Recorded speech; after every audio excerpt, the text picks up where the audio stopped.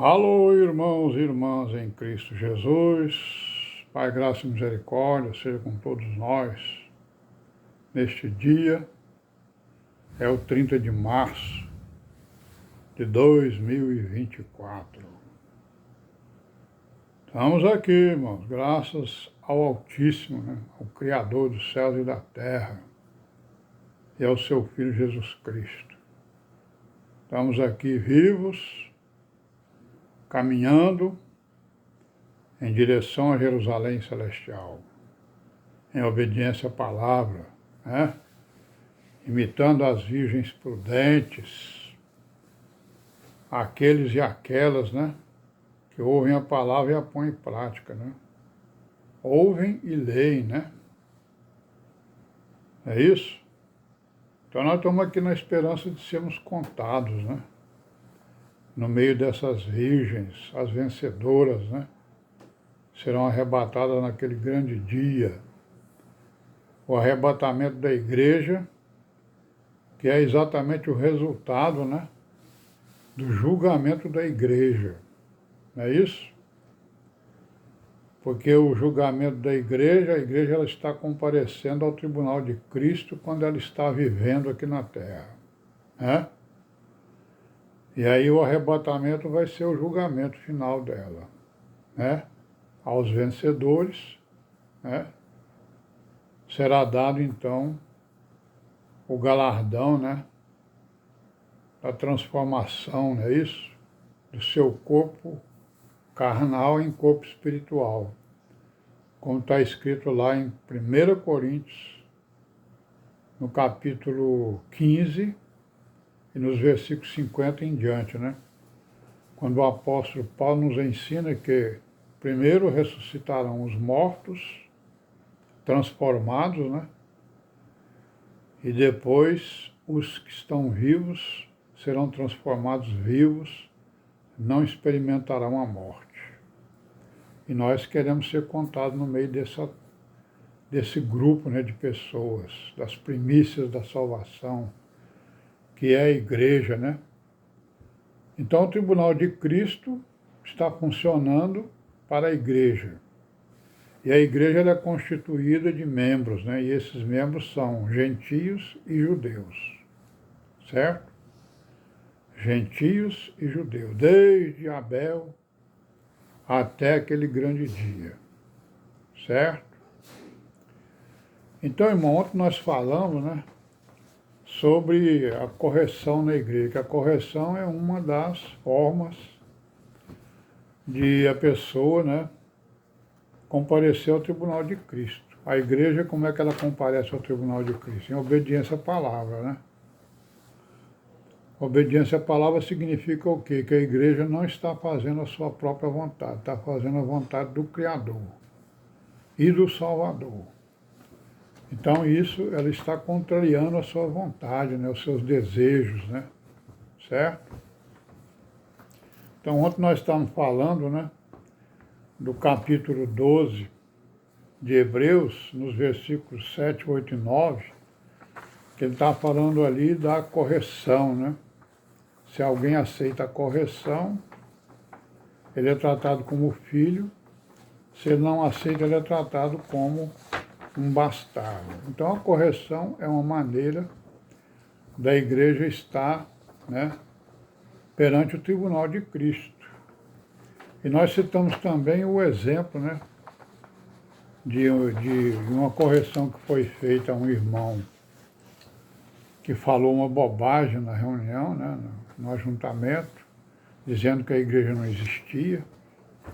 E aí ele foi corrigido, e depois se levantaram irmãos para corrigir aqueles que corrigiram o que estava errado, Então isso não pode acontecer na igreja, Quando alguém fala a palavra, que está escrita, está lendo, está falando a palavra que está escrita, então não há contestação, Não há correção para a palavra. Quem vai corrigir a palavra do Deus vivo? Quem? Então não existe essa correção da correção, A correção que é feita segundo a palavra, não comporta correção nenhuma. Porque qualquer outra correção que vier vai ser para quê?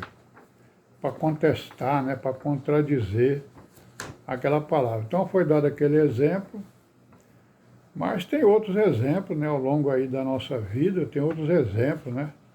De irmãos que são corrigidos, né? E depois ele não concorda com a correção, aí ele vai procurar outro irmão, né? Que porventura tem ascendência, né? E vai lá se queixar, né?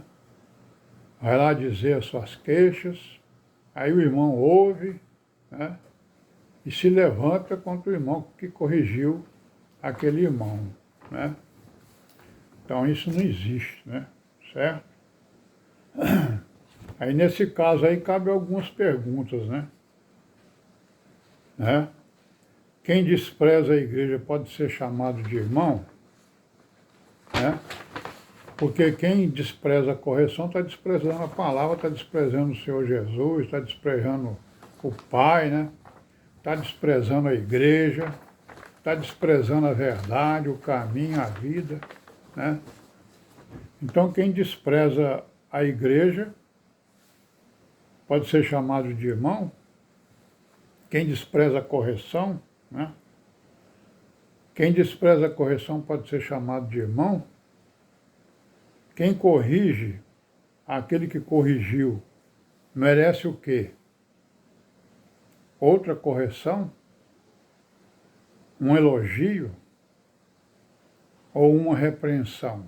No caso, ele merece uma repreensão, né? Então não existe isso, os irmãos nós precisamos estar, né, atentos para aquele irmão que está fora, né, do modelo traçado pelo Senhor Jesus e pelos apóstolos, para que a igreja caminhasse, né? Então esse irmão, ele está no nosso meio, como diz lá o Paulo no capítulo 5 de 1 Coríntios, dizendo: se o irmão for devasso, beberrão, idólatra, né? E outras coisas mais, tire esse iníquo do meio de vós.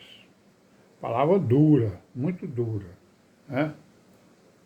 E aí, nós estamos então, no caso aqui agora, nós terminamos de falar sobre a salvação, né?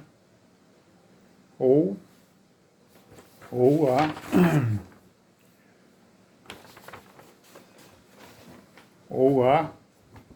o julgamento da igreja, né? O julgamento da igreja, então nós vimos aí como é que ele é processado, né? Certo? E o julgamento de Israel, como é que é feito, né? Vamos falar um pouco sobre o julgamento de Israel, né? Rapidamente. Bom, nós falamos aí, né, sabemos e vimos que a igreja, ela é constituída de judeus e de gentios. Então tem judeu que vai se salvar na igreja, né? Mas tem judeu que não creram no Senhor Jesus. O que vai acontecer com eles?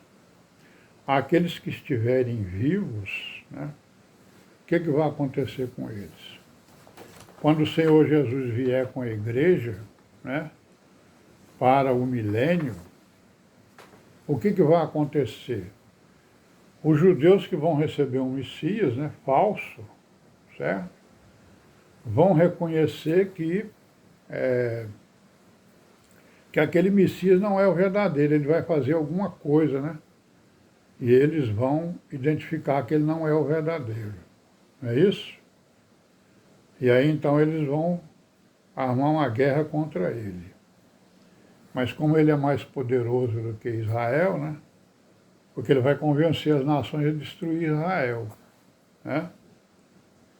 E aí então é a hora que o Senhor Jesus e a igreja virá para salvar a Israel, certo? Vai salvar Israel, nós vamos ver aí alguns textos, né, que nos mostram isso claramente. Nós sabemos disso, só vamos nos relembrar, né, nos lembrar desses textos para repisarmos, né, e sedimentarmos o conhecimento a respeito dessas coisas futuras. Amém? Vamos até amanhã, se Deus quiser voltaremos, e aí, graças a Deus, a todos nós, né? Amém, né?